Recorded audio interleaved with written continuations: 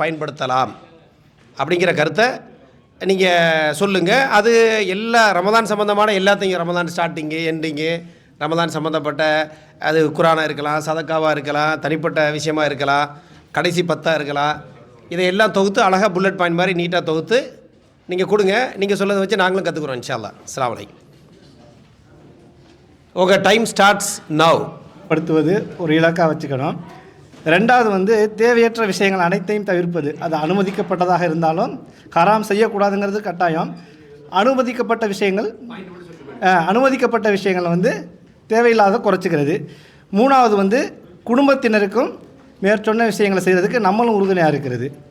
இதில் வழிமுறை பாவ மன்னிப்பு அதிகம் கோருதல், பிரார்த்தனைகளை உளப்பூர்வமாக கேட்பதை அதிகப்படுத்துதல், இரவு தொழுகையை வளமையாக்குதல், குரான் திக்ர் போன்ற விஷயங்களை அதிகப்படுத்துறது, சதக்காவை அதிகப்படுத்துறது, உம்ரா போன்ற அமல்கள் செய்வதை ஆர்வப்படுத்தி செய்வது. அடுத்து தேவையற்ற விஷயங்களை தடுக்கணும்னு சொன்னதில் குறிப்பாக ஃபஸ்ட்டு பாயிண்ட் மொபைல் உபயோகத்தை குறைப்பது, ஷாப்பிங், மற்ற அரட்டடிக்கிறது, வீண் பேச்சுக்கள், இந்த விஷயங்களை குறைச்சிக்கிட்டு அமல்கள் செய்கிற நேரத்தை அதிகப்படுத்துறது. ஆமாம், இன்னும் கடைசி விஷயம் அமல்களை பாழாக்குற அளவுக்கான உணவு உட்கொள்கிறத நம்மளால குறிப்பாக தடுத்துக்கணும். மூணாவது சொன்னது குடும்பத்தினருக்கு உறுதுணையாக இருக்கிற விஷயத்தில் மனைவியோட நேரங்கள், அதாவது பெண்கள் குறிப்பாக வீட்டில் வேலை செய்ய அவங்கள சமையல் வேலையில் ஈடுபடுத்தி அவங்களோட நேரத்தை களவாடுறதை நம்ம குறைச்சிக்கணும். நாம் செய்யும் அமல்களை பெண்கள் செய்கிறதுக்கு நம்ம வழிவகைகளை ஏற்படுத்தி கொடுக்கணும். இதுதான் நம்மளோட வழிமுறை. தேங்க்ஸ். பிஸ்மில்லாஹிர்ரஹ்மானிர்ரஹீம். அஸ்ஸலாமு அலைக்கும் வரஹ்மத்துல்லாஹ். இலக்கை அடைவதற்கான வழிமுறைகள். அதாவது ரமலானுக்கு முன்பாக நம்ம உபரியான நோன்புகளை நோட்டு அதற்கான பயிற்சியை எடுத்துக்கொள்வது, அதே போல் தொழுகைக்காகவும் உபரியான தொழுகைக்காகவும் குர்ஆன் திலாவத்திற்கும் முன்பதாகவே அது அதிகப்படியாக ஓதி பயிற்சி எடுத்துக்கணும். அடுத்தது இந்த ரமலானை சிறந்த முறையில் அடைந்து கொள்வதற்காக தன்னுடைய பாவங்களுக்காக பாவ மன்னிப்பு கேட்டு அல்லாஹ்விடத்தில் அதற்கான வாய்ப்பை கேட்டு அதிகமாக துஆ செய்து கொள்ளணும். அதே போல் ரமலானில் தன்னுடைய நேரத்தை வீணாக்காமல் இருப்பதற்காக முடிந்தவரை தன்னுடைய வீட்டு தேவைகள், தனது குடும்பத்தை தேவைகளை ரமலானுக்கு முன்பதாகவே அனைத்தையும் செஞ்சிடணும். அதாவது ஈதோடைய பர்ச்சேஸ், அதுபோல் எல்லா காரியங்களும் தேவையில்லாத விஷயங்களை விட்டும் முடிந்த அளவு, அதாவது பாவமான விஷயங்களை ரமலானுக்கு முன்பிருந்தே அதை தவிர்த்துக்கிட்டு வரணும். அதே போல் தன்னுடைய உடல் நலத்தில் தனிப்பட்ட கவனம் செலுத்தணும். தேவையில்லாத விஷயங்கள், உடல் நலத்துக்கு தீங்கு விளைவிக்கக்கூடிய விஷயங்களை விட்டு தவிர்த்திருக்கும் ரமலானுக்கு முன்பாக இருந்தே. அதே போல் ரமலானில் எல்லா நோன்பையும் நோற்பது, ஃபர்லான தொழுகையை தொழுவதற்காக ஆரம்பத்திலேயே அதற்கான நியத்தை நம்ம முழுமையாக செஞ்சுக்கணும். அதே போல் தஹஜத், அதாவது சஹரை மட்டும் நிறைவேற்றாமல் சிறிது நேரத்தை ஒதுக்கி தஹஜத் தொழுவதையும் வளமையாக்கி கொள்ளணும்.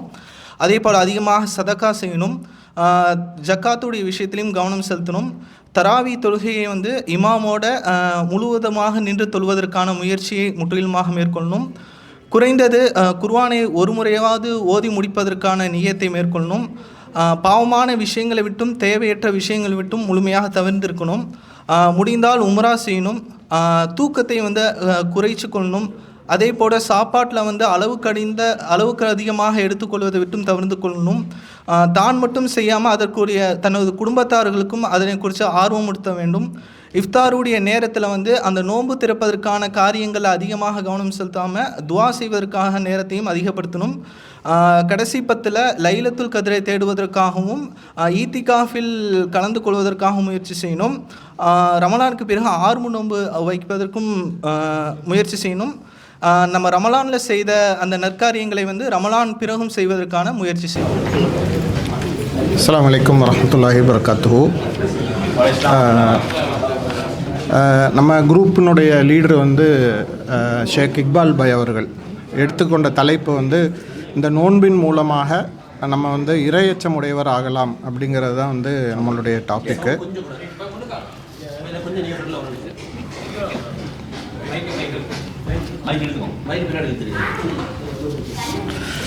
அல்லாஹ் தஆலா இந்த நோன்பை கடமையாக்கி இருக்கிறான். இந்த சூரா பக்கரா மூலியமாக நம்ம எல்லாருக்கும் தெரியப்படுத்தப்பட்டுள்ளது.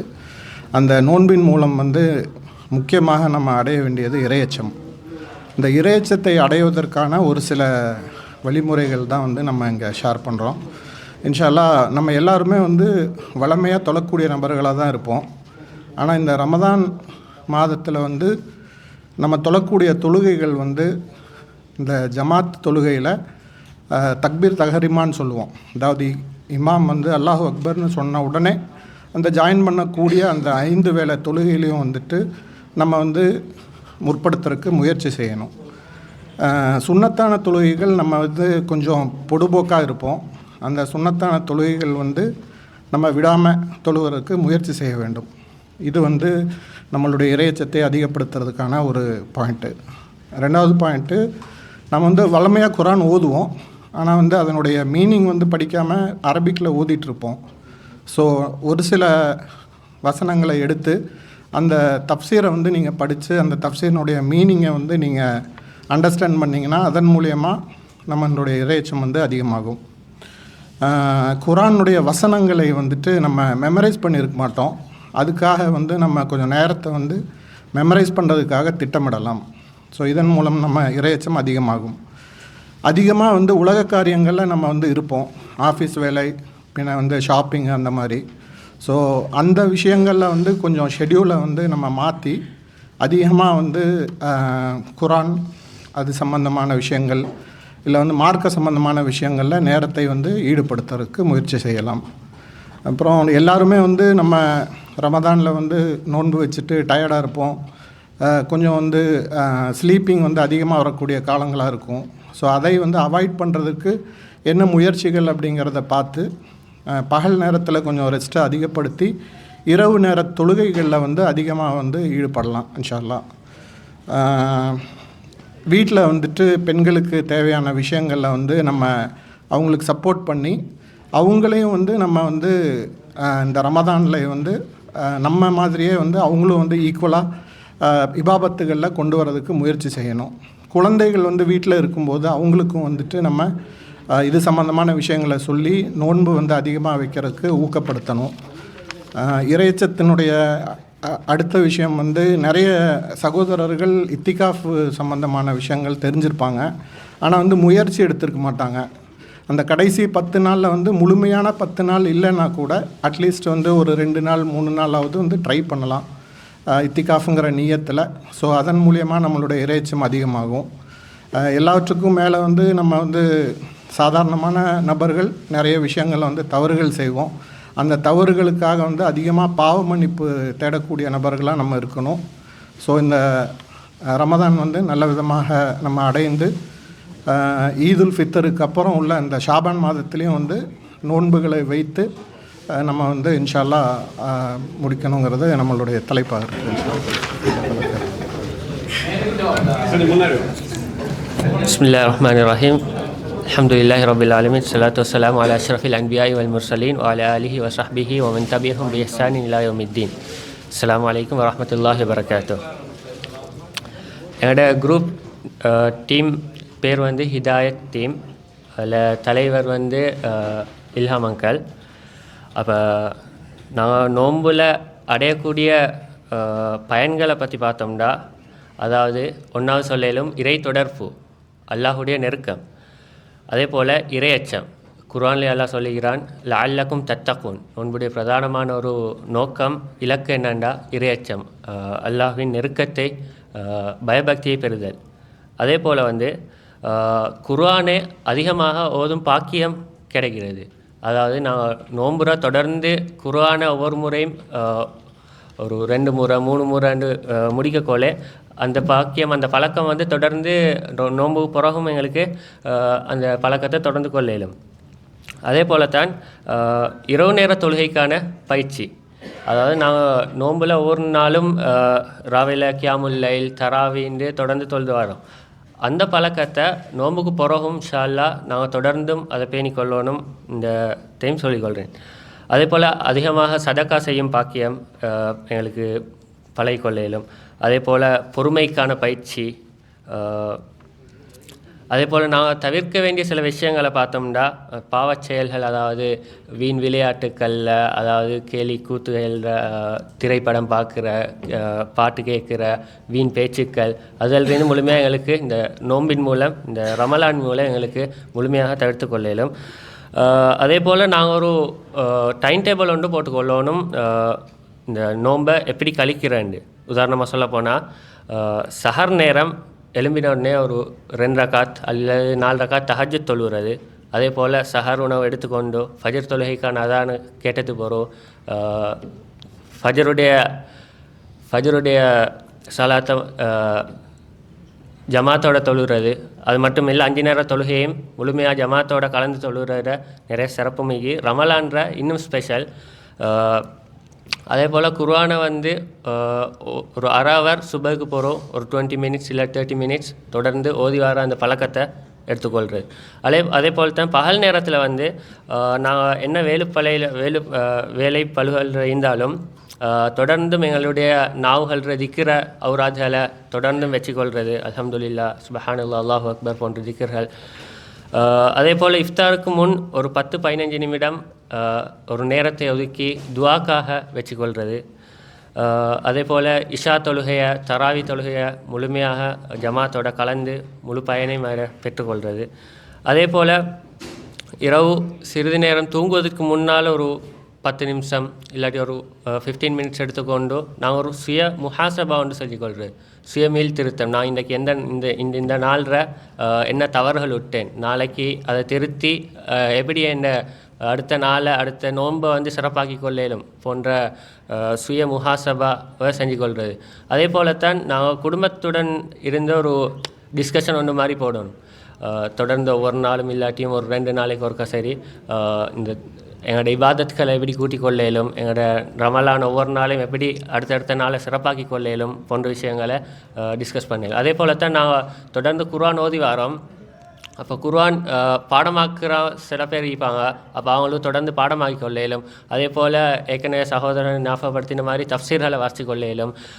அதே போல் முக்கியமாக நாங்கள் மிச்சம் தேவையில் ஒரு நாளைக்கு குறிப்பிட்ட ஒரு அளவு ஒரு பக்கம் இல்லாட்டி 2 பக்கம் குர்ஆனுடைய பொருளை விளங்கி அது ஓதுறது, வாசித்து விளங்கி ஓதுறது.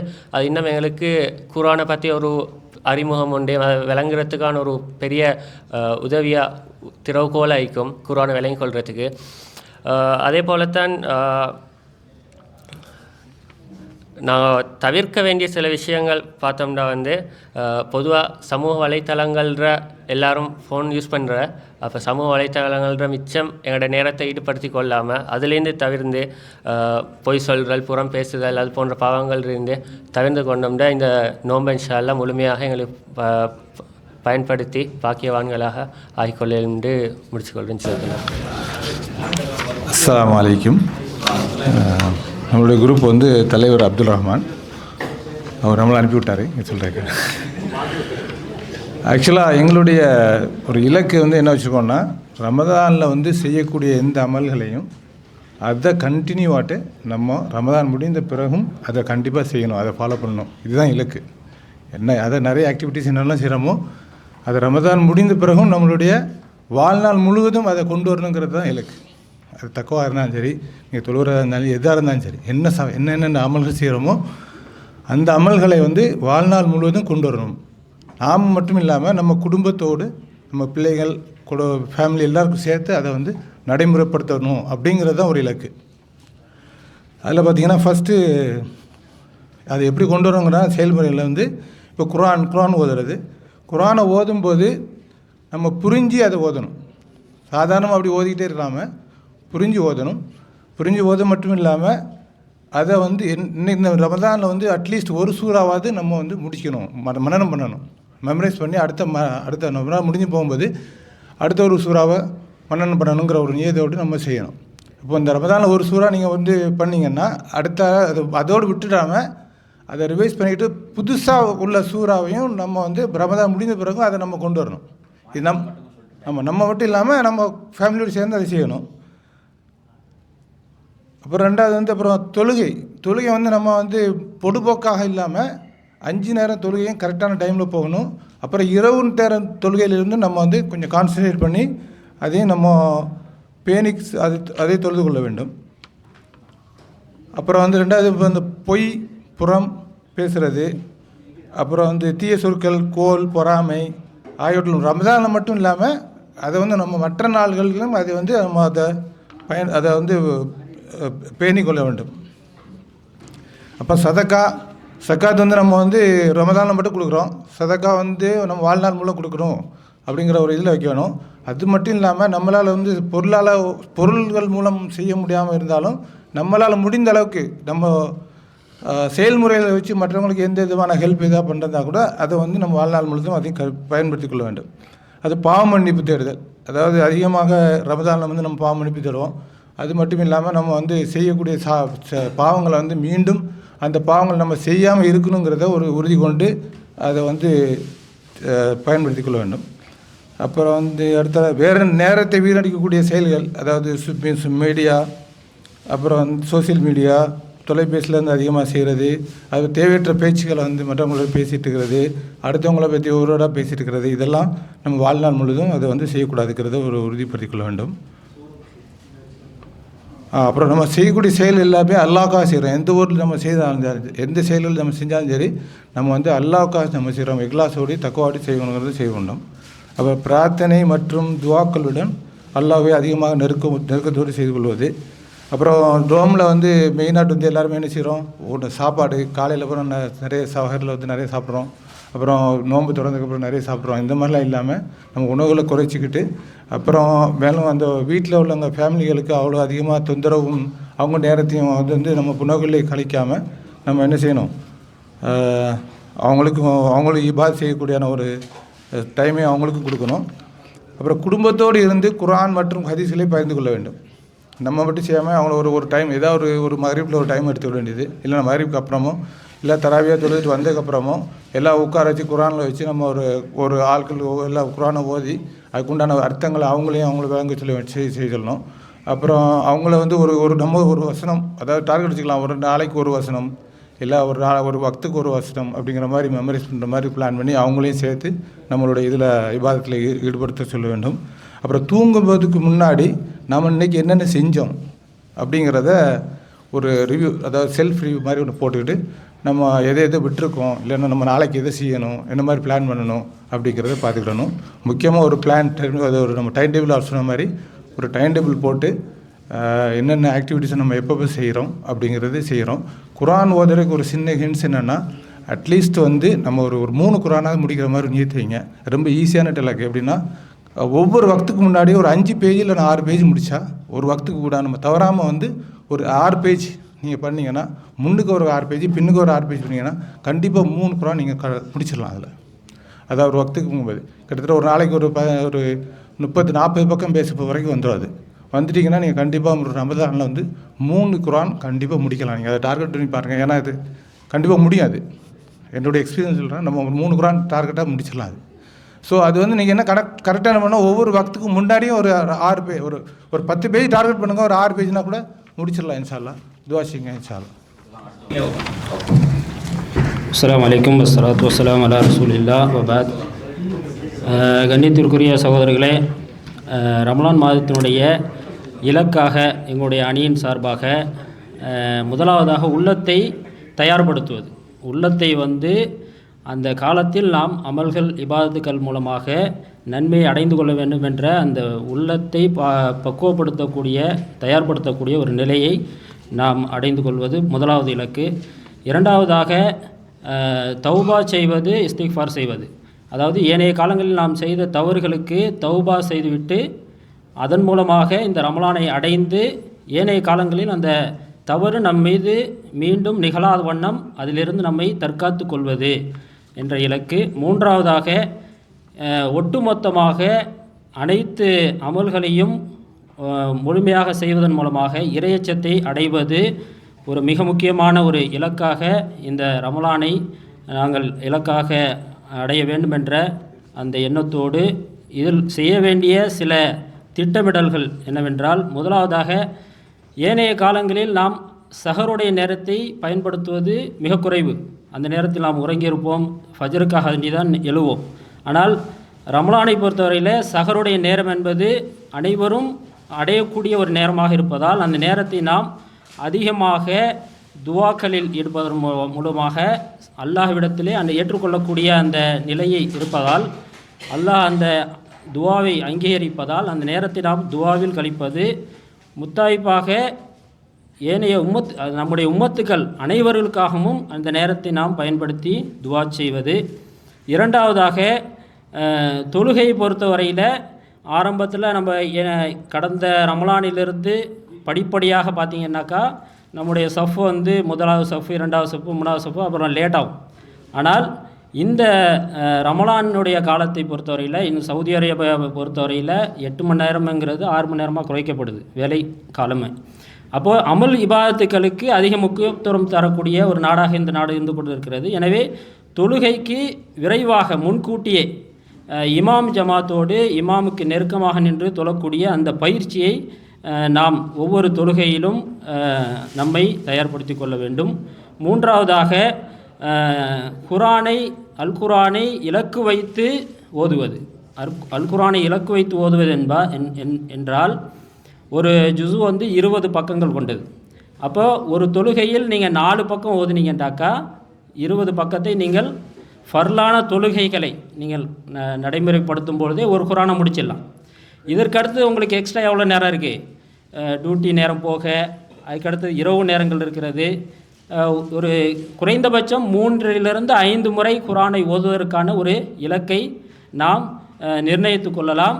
ஒவ்வொரு தொழுகையிலும் நாம் அந்த 4 பக்கம் என்பதை 8 பக்கமாக ஆக்கினோம் என்றால் 2 முறை நாம் தொழுகையிலே என்ன செஞ்சிடலாம்? ஃபர்லான தொழுகையிலே நாம் 2 குரானை முடிப்பதற்கான ஒரு இலகுவான ஒரு திட்டமாக இருந்து கொண்டு இருக்கிறது.